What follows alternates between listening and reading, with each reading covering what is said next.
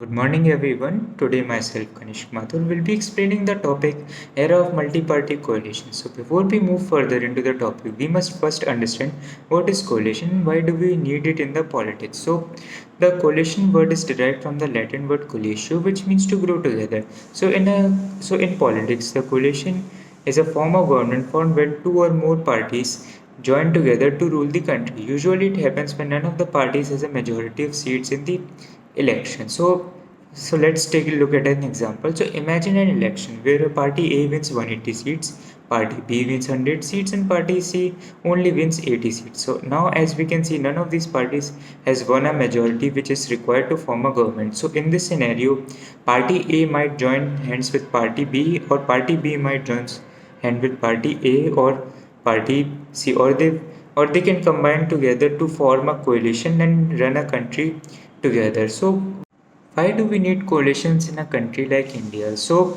in a country as diverse as India, the coalition often reflect the need to bring together different voices, regions, and ideologies under the one government. Now let's discuss the history of coalition governments in India. So as we all know that after gaining independence in 1947, the Congress party dominated the Indian political landscape for a few decades and it enjoyed a fair majority of seats in the general election.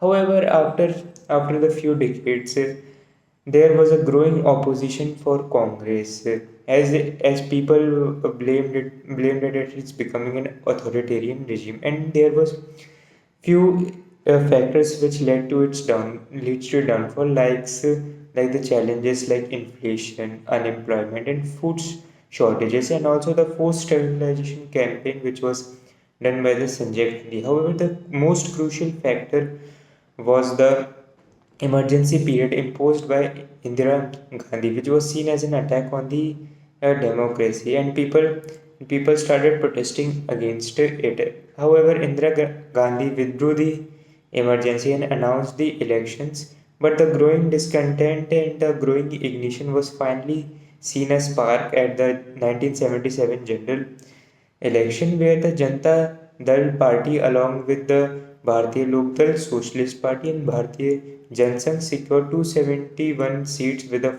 43.2% vote share in the elections, and this ended the Congress dominance era. And a new government was formed under the Morarji Desai, who became the Prime Minister, and Charan Singh and Jagjeevan Ram as Deputy Prime Minister. However, due to the ideological clashes between the socialist faction and the Hindu nationalist faction of the Bharatiya Jan Sangh, the government collapsed in 1979. And but Charan Singh of the Bharatiya Lok Dal became the prime minister, but his government was only lasted for 23 days, and again in 1980, Indira Gandhi came back into the power. So after the Indira Gandhi's assassination in 1984, her son Rajiv Gandhi came into the power from 1984 to 1989. When during his tenure, Congress party had to face various position and challenges like the Bofors scandal and Rajiv Gandhi's supposed shielding of Adil Shahar, who was supposedly involved in the 1989 Bhopal tragedy, and his allegations of Muslim appeasement in the wake of Shaira Banu case of Indore, and the rising insurgency in Assam and in Punjab, and also India's supposed involvement in the Sri Lankan civil war and Sri Lankan civil war, and all these factors led to his downfall in Congress in 1989, where the Congress lose the elections, and the National Front, who were backed by the BJP and the Left Front, emerged victorious, and Vishwanath Pratap Singh became the prime minister. However, this coalition seems rather very unstable, like the previous one, as when the VP Singh implemented the Mandal Commission, which gives the 27% of government jobs for the other backward classes. This commission triggered a nationwide protest, but it also solidified the OBC's political mobilization. However, this coalition came into the end in 1990 when the BJP withdrew their support from the coalition after Singh's refusal to back the Ram Janambhoomi movement. So the period of 90s witnessed a series of unstable government which followed each other like a game of musical chairs. This decade featured a multiple short-lived coalition government as no single party could gain a majority seats in the Lok Sabha. This political fragmentation reflected the increasing importance of regional parties and regional parties and identity-based politics in the Indian democratic landscape. So the 1996 election was a hung up parliament as BJP managed to secure 131 seats without any external support, but it was not enough to form a government. But on the other hand, a united front, which was a 13 party led coalition, which included parties like Telugu Desam Party, Janata Dal, and the Communist Party of India, Marxist, which formed the United Front formed government with them under H.D. Devegowda and I.K. Gujral, whom were supported externally from the Congress. But despite their innovations like the Gujral Doctrine, which said the non-reciprocal diplomacy with neighbors, the coalition faced various interferences from the Congress, who later withdrew their support over the allegations of espionage against the DMK ministers. After the series of failures of coalition government, the BJP-led National Democratic Alliance under the leadership of Atal Bihari Vajpayee marked the first stable coalition-based government in India. This broke the belief that the coalitions are inherently unstable. This coalition comprised of the various regional and national parties like Janata Dal United, Shiv Sena, and DMK, etc. Vajpayee's leadership was characterized by his ability to manage parties from different backgrounds and ideologies while fostering consensus and cooperation among these parties. His governance focused on the consensus based governments while delivering the major achievements such as the Golden Quadrilateral Highway and economic reforms and the smooth creations of states like Jharkhand, Chhattisgarh, and Uttarakhand. The NDA, however, they had to face several challenges like the international sanctions after the 1998 nuclear test and the Kargil war with the Pakistan, but they managed to maintain the stability and they managed to run the administration very effectively.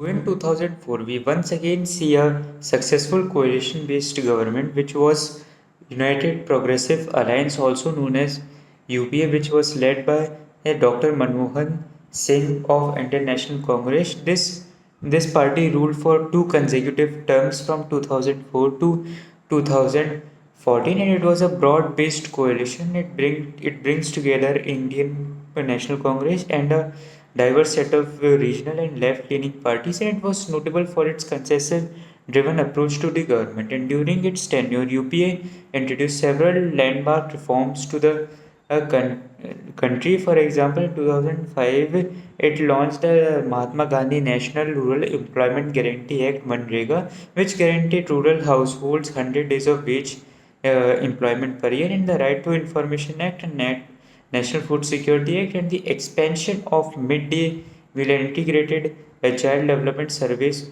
program led to the immense support of this government. And economically, this UPA years were marked by a very robust growth, and India also achieved its highest GDP rate during this period. And the government also spent its budget on the infrastructure, digital connectivity, and the higher education, and it led to the establishment of new IITs, IIMs, and central university. Also, the internet and mobile access was done during this period. However, the United Progressive Alliance had to face various severe challenges during this time period, as the 2G spectrum allocation and the 2010 Commonwealth Games allegations of misconduct controversy, and the coal block allocation and scam led to the destroying of the UPS image, and the restraint of the public trust. And these controversy, along with the leadership changes and the departure of various key allies, led to its defeat in the 2014 general election.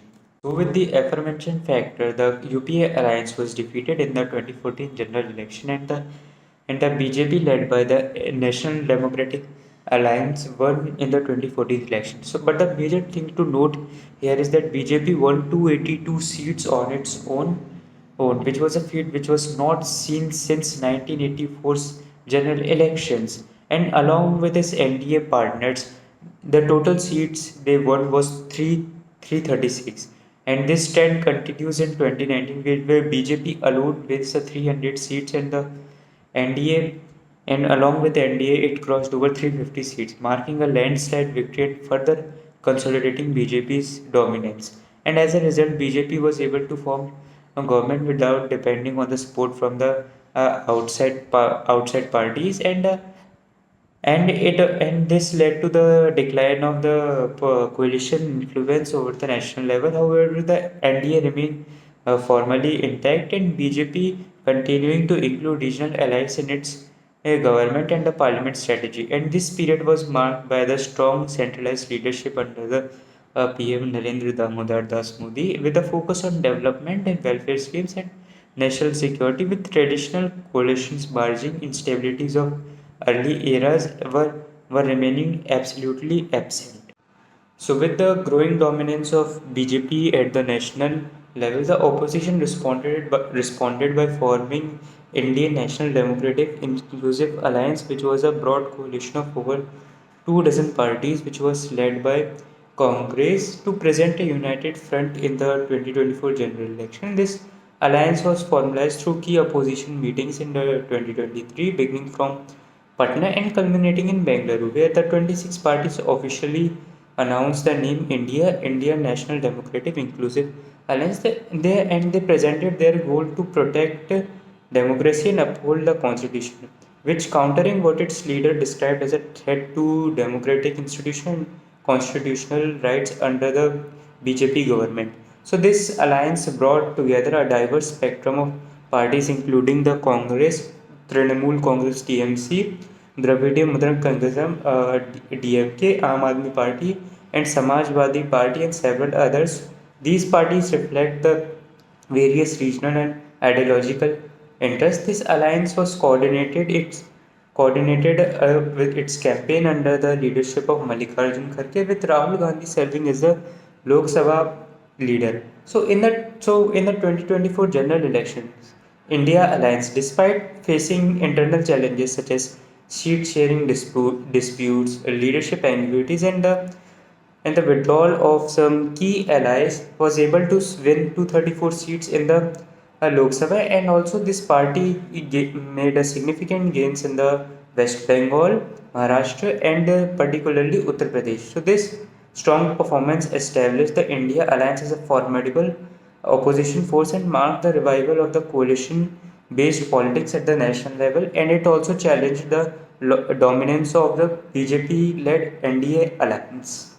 Let's talk about the features of this coalition era. So, this coalition era saw the downfall of Congress as a single dominant party in India and the growth of state and regional and caste based politics. And during this era, no single party could gain a majority of seats in the Lok Sabha, and they had to rely on the coalitions to form a government. But this coalition was seen as a political convenience rather than ideological connections, which often led to the unstable government, which is evident throughout the time period of 1989 to 1999. And during this time period, smaller parties get tremendous amount of significance, which and they occasionally led the balance of power at the center. And during this time period, decision making got way much more complicated, and it required agreement and compromises among the parties.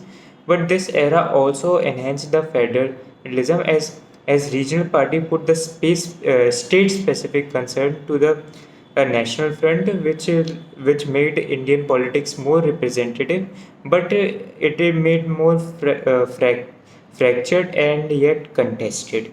So now let's talk about the merits of the Coalition government. So, coalition governments add the real depth to the Indian democracy by bringing together various parties from various different backgrounds, ideologies, and regions, and they make sure their voice is heard at a national level. And this coalition also helps in preventing from dominating of one group and encourages more balanced and thoughtful governance. So, as I said in the beginning, in a country as diverse as India, with so many cultures, languages, and communities, coalitions helps to reflect this richness in the politics. And also, coalition helps in strengthening the federalism and pushing the leaders to work together and building unity among themselves rather than building the state of conflicts. So while the coalition government do bring many benefits, however, they pose various and significant challenges. For example, they can be unstable when various smaller parties who would use their leverage to demand more than their size would suggest, and this would often lead to weakening of the leadership and slows down the process of decision making. And sometimes even the regional interest may be prioritized over the national ones, and with so many parties in the power, it will be become harder to know who's responsible when the things goes wrong, and the result can be of confusion, delays, and lack of accountability will affect how effectively our country is governed. So, at last, I would like to finish with a quotation that coalitions are about compromise, not conviction. So, the coalition era in India revolutionized the Indian politics by elevating regional powers and encouraging power sharing between the parties. But it also brought instability and policies concessions.